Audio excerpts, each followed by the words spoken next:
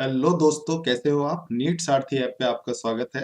यहाँ पर हम डिस्कशन करते हैं सबसे इंपॉर्टेंट क्वेश्चंस का, जो कि रिलेटेड होते हैं नीट से, यानी नीट टारगेटेड होकर हम यहाँ पे क्वेश्चंस को सॉल्व करेंगे। तो आज हम पेपर सॉल्व करने जा रहे हैं न्यूक्लियाई के ऊपर। तो डिस्कशन ऑन पेपर न्यूक्लियाई। मेरा नाम है Kishore Kuntal and I completed my master from IIT Roorkee. तो चलिए आज का पेपर स्टार्ट करते हैं। क्वेश्चन वन बच्चा ध्यान से देखो क्या दिया है यहाँ पे आपको। इसमें वो बोलता है ए रेडियो एक्टिव, मैं एक बार आपको हाईलाइट कर देता हूँ। A radioactive sample decays by two different process. Okay, half time for the first process is T1 and for the second process is T2. The effective half life is, तो फटाफट से बोलो क्या होगा इसका आंसर। देखो ध्यान करो, जब हम लैम्डा की वैल्यू कैलकुलेट करके लाते थे, जब हम कैलकुलेशंस में जब हम लैम्डा की वैल्यू निकालते थे, हाफ लाइफ टाइम के लिए कितनी निकल के आती थी दोस्तों। हमारी जो लैम्डा की वैल्यू आती थी वो लैम्डा इक्वल टू कितना आता था सर, 0.693 अपॉन टी। अब ये क्या कह रहा है, ए रेडियो एक्टिव सैंपल, देखो मैं वापस हाईलाइट कर देता हूं कि a radioactive sample decay by two different processes. यहां पे सबसे इंपॉर्टेंट क्या है, टू डिफरेंट प्रोसेसेस। अब यहां पे टू डिफरेंट प्रोसेस है और उनके अकॉर्डिंग हमें टाइम पीरियड गिवन है T1 T2। तो हाफ लाइफ टाइम की जो वैल्यू होगी उसके लिए जो लैम्डा 1 लैम्डा 2 कैलकुलेट होगा वो कितना आएगा सर, लैम्डा 1 इक्वल टू कितना, 0.693 upon T1 and lambda 2 equal to क्या होगा sir, 0.693 upon what sir, T2। Okay, अब हम सर इफेक्टिव हाफ लाइफ निकालना चाहते हैं। तो sir we know that lambda equal to कितना आ जाएगा सर, इक्वेशन देखो सर, ये जो लैम्डा होगा ओवरऑल ये किसके बराबर होगा, ये दोनों सेपरेट सेपरेट प्रोसेस है, इनके सम के बराबर होगा, लैम्डा 1 प्लस लैम्डा 2। तो जरा वैल्यू पुट करके देखो, 0.693 upon T equal to 0.693 upon T1 plus 0.693 by T2।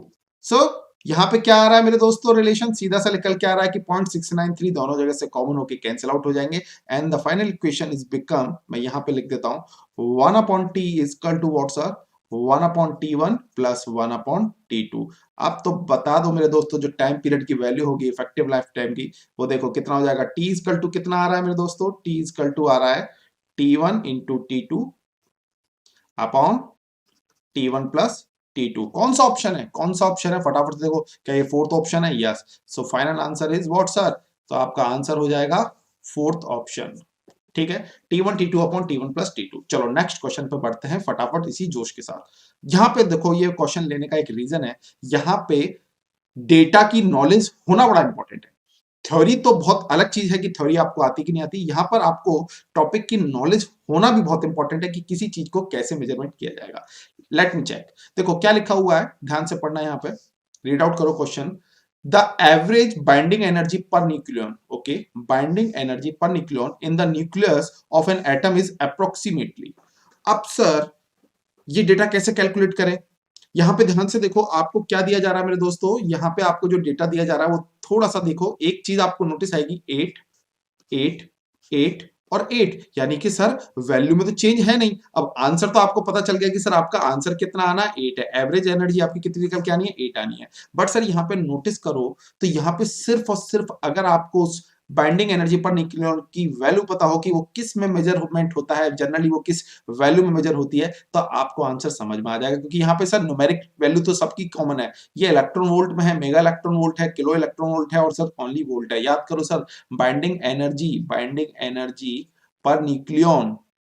Per nucleon हम इसे ए से भी लिख सकते हैं, इक्वल टू क्या हो जाएगा सर, ये हमेशा किस में आती है sir, always measure in what sir, mega electron volt. तो यहाँ पे सर न्यूमेरिकल डेटा तो 8 था, बट मुझे इसकी नॉलेज होना जरूरी था। तो ऑप्शन कौन सा सही हो गया मेरे दोस्तों, ऑप्शन हो गया बी। फटाफट से टिक कर दो और आगे बढ़ जाइए। चलिए क्वेश्चन नंबर 5 हो गया। क्वेश्चन नंबर 6 बड़ा अच्छा क्वेश्चन है, थ्योरेटिकल क्वेश्चन है, अच्छे से देखिए। क्वेश्चन नंबर 6 को देखिए सारे सारे लोग, क्या बोल रहा है, in the decay series what will happen in the decay series, zxa is becomes z plus 1 ya, and then again decay z minus 1 r a minus 4 and then again decay z minus 1 r a minus 4। क्या यहाँ पे कुछ changes हुआ है, नहीं हुआ है। तो फिर क्या हुआ होगा? अब इस चीज को समझने के लिए हम जरा ऑप्शन को देखते हैं। यहाँ पे बातें चल रही हैं अल्फा बीटा गामा अल्फा, यानी कि अल्फा बीटा गामा के अंदर ही सारी चीजें होने वाली हैं। तो क्या मैं एक बार मैं इक्वेशंस को सेपरेटली समझने की कोशिश करता हूं। देखो थ्योरी से हम थोड़ा सा इस क्वेश्चन को सॉल्व करेंगे। आप फटाफट से एक बार अल्फा पार्टिकल के बारे में देखिए। देखो हम सपोज करते हैं किसी पार्टिकल को मैंने रिप्रेजेंट कर दिया जेड एक्सिस से। जेड क्या है सर? प्रोटॉन नंबर है। और सर ए क्या है सर? मास, अपना न्यूक्लियन नंबर है, न्यूक्लियॉन्स यानी प्रोटॉन प्लस न्यूट्रॉन। अच्छा, फाइनली फाइनली ये कुछ डिके होके देखो इसमें से मैंने एक अल्फा पार्टिकल को रिलीज कर दिया। अल्फा पार्टिकल कैसे रिलीज करेंगे? वेट, यानी कि सर हीलियम 2He4। आप सर देखो दो प्रोटॉन जा चुके हैं तो सर इक्वेशन क्या बनेगी? y इक्वल टू कितना? दो प्रोटॉन जा चुके हैं फाइनली आपके पेरेंट एटम से, तो Z-2। और सर न्यूक्लियॉन कितना है सर? न्यूक्लियॉन भी कितना जा सका है सर? देखो न्यूक्लियॉन नंबर भी 4 अल्फा पार्टिकल में चल गया, तो यहाँ पे क्या बचेगा? A-4। ठीक है सर। ये क्या है sir? This is your alpha particle. Okay. अच्छा, अब फटाफट से ध्यान देते हैं, फटाफट से इस क्वेश्चन को थोड़ा ध्यान से समझना। अब मैं बीटा के हिसाब से इसे सॉल्व करता हूं। क्या होगा सर? बीटा के केस में आपको पता है सर क्या होता है सर? एक इलेक्ट्रॉन रिलीज हो जाएगा। याद करो, वैसे न्यूट्रॉन ब्रेक हो जाता है प्रोटॉन और इलेक्ट्रॉन में। तो अब यहाँ पे हम सिंपल सा कॉन्सेप्ट देखते हैं कि एक इलेक्ट्रॉन रिलीज हो जाएगा, यानी कि एक चार्ज चले जाएगा नेगेटिव का। सर कोई नेगेटिव चार्ज जाएगा तो पेरेंट एटम पे प्रोटॉन कितना आ जाएगा सर? एक बढ़ जाएगा, Z+1। क्या sir nucleon number, mass number change होगा? No sir. तो सर क्या हुआ? ये जो पार्टिकल था ये हमारा क्या था? बीटा पार्टिकल था। आप बस इक्वेशंस को समझते जाइए और कहानी आपको समझ में खुद ब खुद आ जाएगी। फटाफट से देखते हैं सर गामा के केस में क्या होता है। अब गामा के केस में ध्यान रखना दोस्तों, जो पेरेंट आपका एटम था वो तो देखो as it is after reaction क्या हुआ? एज इट इज ही मिला, बट सर कुछ एनर्जी रिलीज हुई। क्या हुई सर? एनर्जी रिलीज हुई। कब? ये एनर्जी रिलीज के केस में हम क्या बोलते हैं? गामा रेडिएशंस निकलते हैं, गामा पार्टिकल्स रिलीज होते हैं। अब जरा ध्यान से देखो, क्या यहाँ पे प्रोटॉन नंबर पर कोई फर्क आया? क्या इस केस में प्रोटॉन नंबर पर कोई फर्क आया? नो। क्या मास नंबर पर फर्क आया? नहीं। अच्छा, हम बीटा के केस में देखते हैं क्या मास नंबर में चेंजेस आया? नो। बट क्या प्रोटॉन नंबर में चेंज आया? यस। अच्छा, हम अल्फा के केस में देखते हैं कि सर मास नंबर भी चेंज हो रहा है, प्रोटॉन नंबर भी चेंज हो रहा है। अब जरा हम इस रिएक्शन को ध्यान से देखते हैं। देखो क्या हो रहा है, फर्स्ट रिएक्शन को देखो, फर्स्ट बिकम मास नंबर चेंज नहीं हो रहा है but sir proton number change हो रहा है। कौन सा केस हो सकता है? बीटा। यानी कि सीरीज में देखो कौन कौन सा ऑप्शन हो सकता है। तो अब आपकी प्रोबेबिलिटी में आ गया ऑप्शन 2 और ऑप्शन 3 ही जाएगा। फिर आगे देखते हैं, देखो क्या हो रहा है नेक्स्ट इक्वेशन में। वापस से मास नंबर भी चेंज हो रहा है, प्रोटॉन नंबर भी चेंज हो रहा है। यहां से यहां जाने पे मास नंबर चेंज, प्रोटॉन नंबर भी चेंज। तो क्या हो सकता है sir? Mass number proton number change होता है अल्फा पार्टिकल में, तो यानी कि यहाँ पे क्या रहा होगा? अल्फा। कौन सा ऑप्शन हो सकता है? यहाँ पे तो ऑप्शन बी आपका कंफर्म हो चुका है। और वेरीफाई भी करना है तो देखो नेक्स्ट इक्वेशन देखो, क्योंकि नेक्स्ट इसके बाद आ रहा है गामा, और गामा के केस में आप ध्यान से देखो ना तो मास नंबर चेंज हो रहा है ना ही प्रोटॉन नंबर चेंज हो रहा है, यानी कि एनर्जी रिलीज हुई होगी, यानी कि सर ये गामा रिएक्शन हो गई। तो सर ऑप्शन कौन सा हो गया? कंफर्म। इसे कहते हैं थ्योरी से क्वेश्चन को तोड़ डालना। तो कॉन्सेप्ट को ब्रेक कर करके हम अच्छे से समझेंगे। अच्छा क्वेश्चन था इसलिए मैंने डिस्कस किया। चलो फटाफट से नेक्स्ट क्वेश्चन देखो। ये क्वेश्चन बड़ा ही सिंपल है। ये क्या कह रहा है? ए रिएक्शन बिटवीन ए प्रोटॉन। देखो सिंपल सा, फटाफट फटाफट से इसे सॉल्व करो बच्चा। यहां पे मैं पूछूं मास नंबर कितना है तो सर 18। यहां मैं तुमसे पूछूं प्रोटॉन नंबर कितना है तो तुम्हारा आंसर हो जाएगा 8। न्यूट्रॉन कितना हो जाएगा सर? A माइनस पी, यानी कि कितना सर? 18 माइनस 8 यानी कि कितना आ गया? 9। फटाफट से, बिल्कुल सही बिल्कुल सही। अच्छा, इक्वेशन आपको क्या गिवन है इस क्वेश्चन में? आई थिंक हम इक्वेशन को लिखना भूल गए। नहीं, इक्वेशन तो इसने बोला है, इक्वेशन तो हम लिखेंगे अभी। ये reaction between proton and, okay okay, तो रिएक्शन को भी फटाफट से देख लो क्या हो रहा है। प्रोटॉन की रिएक्शन क्या हो सकती है, मैं यहाँ पे लिख देता हूँ। पहले तो मैंने अभी यहाँ से यहाँ तक ही देखा, मैं इसको फटाफट से सॉल्व करता हूँ। 1H1 प्रोटॉन किससे सर रिएक्ट कर रहा है? O18 से रिएक्ट कर रहा है, और क्या बना रहा है सर? रिएक्ट करके एक क्या प्रोड्यूस कर रहा है? F18, जिसका प्रोटॉन है 9, ठीक है। प्लस क्या कर रहा है सर? कुछ और भी है क्या? प्लस ये कह रहा है must also liberate A reaction proton and produce F19 must also be liberate. Okay, तो आपको सर यहाँ पे ये एलिमेंट जो आपका निकल के आया, सॉरी इस एलिमेंट को मैं लिख देता हूं वापस से अच्छे से।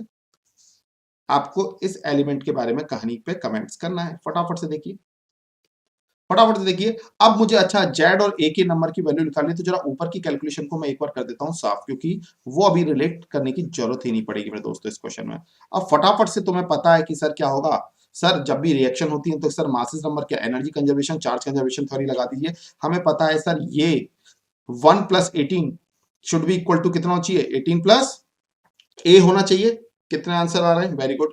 तो फटाफट से आंसर लगाओ यहाँ पे। यहां से हम इसे उल्टा सॉल्व करेंगे, तो इसे मैं कलर चेंज कर देता हूं। तो ऊपर के देखो, अगर हम मास नंबर में बात करते हैं तो 1 plus 18 should be equal to कितना होना चाहिए, 18 प्लस ए होना चाहिए। So now A is value what's और 1।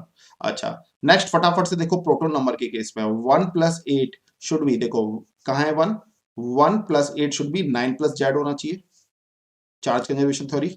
तो सर यहां से जेड की वैल्यू कितनी आ जाएगी, फटाफट से बताओ कितना आ रहा है, जीरो। यस, जीरो आ रहा है। तो सर कौन सा एलिमेंट हो सकता है सर, अपना न्यूट्रॉन में देखो यहाँ पे कौन सा एलिमेंट हो सकता है, ये हमने इसको रिप्रेजेंट करना था। तो हम कैसे रिप्रेजेंट करेंगे, यहाँ पे ध्यान से देखो क्या आएगा, जीरो वन, 1 0 1 0 कौन से केस में आ रहा है, फटाफट से केस नंबर बताओ सर, ऑप्शन 4। डन, सिलेक्शन हो गया कंफर्म। यही तो एक एलिमेंट बन रहा है जो क्या है, कौन सा एलिमेंट हो सकता है जो 1 0 शो करे, कौन सा है, फोर्थ ऑप्शन है ओनली। तो आपका आंसर हो गया। अच्छा क्वेश्चन था, फटाफट से नोट कर लो। अच्छा 15 क्वेश्चन, बहुत ही प्यारा क्वेश्चन है, कॉन्सेप्चुअल क्वेश्चन है, ध्यान से सुनना। क्या कह रहा है, if if am not is the mass of N oxygen isotope, और ये ऑक्सीजन दे दिया आपको 8O17, मास ऑफ, सॉरी अभी हम देखेंगे क्या होगा, MP and MN are the masses of proton and neutron. तो मैं वही बोलने वाला था, बट मैंने वो एक बार देख लेते हैं, MP and MN. Okay, the nuclear binding energy is of the isotope is. तो सर पहले बाइंडिंग एनर्जी का फॉर्मूला अगर मुझे पता हो तो सर ये क्वेश्चन चुटकियों में सॉल्व हो जाएगा। बाइंडिंग एनर्जी सर क्या होता है, sir binding energy is defined sir what, mass of, sorry mass को एम से लिखेंगे, mass of what sir, nucleus minus mass of nucleon into C square. याद करो बाइंडिंग एनर्जी हमने पढ़ा था सर, बाइंडिंग एनर्जी कितना होता है, mass defect into C square, del am into C square. हम mass of nucleus minus mass of nucleon निकाल लेते हैं, हमारा आंसर आ जाएगा। इसी को हम बोलते हैं एक्सपेक्टेड मास माइनस एक्चुअल मास। ठीक है, फटाफट से हम जरा कैलकुलेट करते हैं, यही आपका मास डिफेक्ट कहलाता है। अब देखो यहाँ पे कैलकुलेशन करने के लिए पहले आपको न्यूक्लियन को समझना होगा कि देखो यहाँ पे मैं इसको सेपरेट सोल्व कर लेता हूं। मैंने ये लिखा O17 8। अब जरा ध्यान से देखो मेरे दोस्तों, यहाँ पे मास नंबर कितना है, तो एक ही वैल्यू है 17। प्रोटॉन कितने हैं, प्रोटॉन ये रहे सर, प्रोटॉन कितने हैं, ये हैं आपके प्रोटॉन। तो सर प्रोटॉन की वैल्यू कितनी आ गई, 8। तो सर न्यूट्रॉन कितने हो जाएंगे, तो सर न्यूट्रॉन हो जाएंगे कितने सर, 17 माइनस 8 यानी कि सर 9। ठीक है, कहानी यहां तक क्लियर है। अब तुम्हें मास ऑफ न्यूक्लियन निकालना है, तो सबसे पहले मास ऑफ न्यूक्लियस क्या गिवन है क्वेश्चन में, यस चेक करो, am not, it is what mass of nucleus. तो सर एम नॉट माइनस, अच्छा कितने प्रोटॉन है हमारे पास, 8 प्रोटॉन है, कितने न्यूट्रॉन है हमारे पास, 9 न्यूट्रॉन। तो मास ऑफ न्यूक्लियन दोनों का सम से होगा कि न्यूक्लियन किससे बने, प्रोटॉन और न्यूट्रॉन से। तो दैट्स व्हाई हम क्या करेंगे sir, 8 into mass of proton plus 9 into mass of neutron into what sir, ये ब्रैकेट लगा के सी स्क्वायर। अब ध्यान से देखो इक्वेशन में कौन सा फॉर्मूला मैच कर पा रहा है, बस आपका option C I think match कर रहा है, M naught minus 8 MP minus 9 MN into what sir, C square. Option sir कौन सा है, ऑप्शन हो गया थर्ड, ये वाला। टिक कर दीजिए, आगे बढ़ जाइए। क्वेश्चन नंबर 16, ध्यान से देखो क्वेश्चन नंबर 16 बहुत ही प्यारा क्वेश्चन है, छोटा क्वेश्चन है। क्या कह रहा है, on bombarding uranium-235 by slow neutron, 200 mega electron volt energy is released if power output of atomic reactor is 1.6 megawatt, then the rate of fission will be। तो बेटा इसका सिंपल सा फॉर्मूला है, बहुत ही थ्योरेटिकल क्वेश्चन है। Rate of fission हमने पढ़ा है, क्या है बताओ फटाफट से कमेंट करके। रेट ऑफ फिजन क्या है sir, power, power upon sir what sir, energy released, energy released तो सर फटाफट से इसको वैल्यू को पुट कर दो। क्वेश्चन में सारी वैल्यू आपको गिवन है, 1 पॉइंट मेगा वॉट में आपको गिवन है, तो मैं मेगा में ही लिख रहा हूँ क्योंकि नीचे भी मेगा इलेक्ट्रॉन वोल्ट है, बट ध्यान रखना मेगा इलेक्ट्रॉन वोल्ट को कैसे लिखेंगे, 1.6 इंटू 10⁻⁻19 ये मेगा वॉट। तो सर m से m तो फ्री। अब 1.6 10⁻⁻19 है, ये ऊपर जाएगा और 1.6 से देखो अब ये सॉल्व करेंगे तो पूरी कहानी 1.6 से कैंसिल हो जाएगी। You will get answer sir in the terms of I think option 4।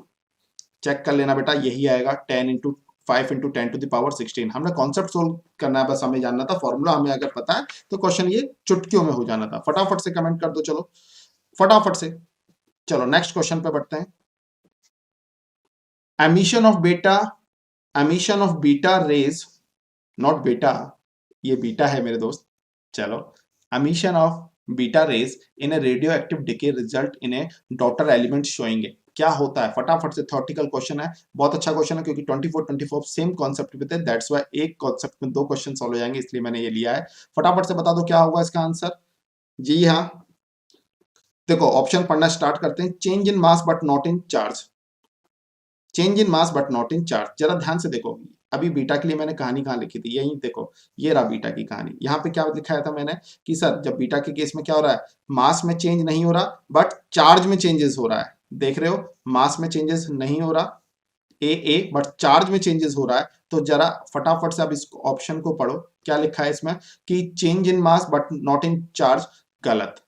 Change in charge but not in mass, absolutely correct. ये ऑप्शन आपका सही हो गया और आप आगे बढ़ सकते हैं, ये क्वेश्चन बिल्कुल सही है। बाकी देखो फिर ऑप्शन क्या है, नाइदर चार्ज नॉन चेंज या फिर बोथ चेंज, तो गलत। बिल्कुल सही है आपका, change in charge but not in mass. ध्यान है ना आपको, रिएक्शन अभी हमने बताई थी।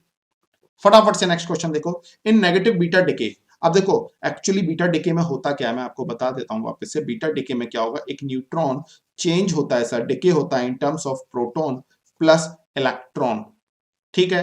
प्लस सर ध्यान रखना क्या होता है, एक एंटी न्यूट्रिनो और जनरेट होता है, एक एंटी